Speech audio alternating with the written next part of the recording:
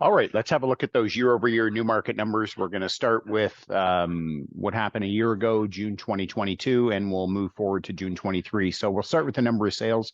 So number of sales across all home types in Newmarket a year ago was 94 in June 2022, 114 in May 2023, and 97 in June 23. So less sales in June this year than in May, and that's what we've been seeing typically across the GTA for the month of June stats.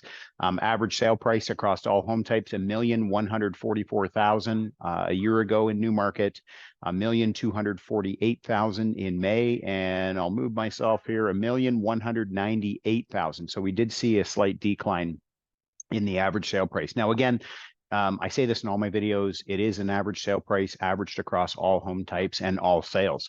So if predominantly there's more condos or townhouses or semi-detached selling in Newmarket in June, because I didn't pull those stats out specifically, but certainly, you know, depending on what the predominant price that's selling, that's going to drag that number around. The SNLR is the sales to new listings ratio. It tells us that you know, out of the homes coming on the market, what's the percentage of them that are actually selling? So a year ago, 48% of the homes that sold, 57% of the homes that came on the market in May 23 sold, currently trending at 44. So at 44, that would put Newmarket in a buyer's market. The 57% the month before would be what would be indicative of a seller's market, or sorry, a balanced market. Months of inventory remaining in June 22 was 1.8 months of inventory. So not a ton of inventory out there, actually, compared to some other markets at that time. And the months of inventory basically tells us that if no other homes came on the market after today at the current rate of buying or current rate of consumption, how long would it take to deplete the inventory? So 1.8, not a ton of inventory out there. May 2023, 1.1 months of inventory and 1.7 months of inventory in June 23. So again, not a ton of inventory out there. I would say that's leaning more towards the balanced market, which of course we're seeing in the SNLR numbers.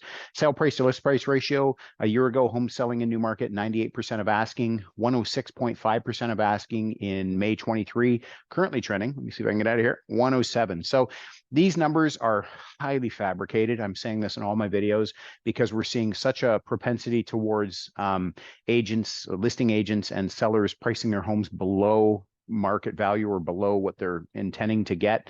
You know, the example I'm using, it would be, you know, they listed at $799, but they expect to get $1 million, right?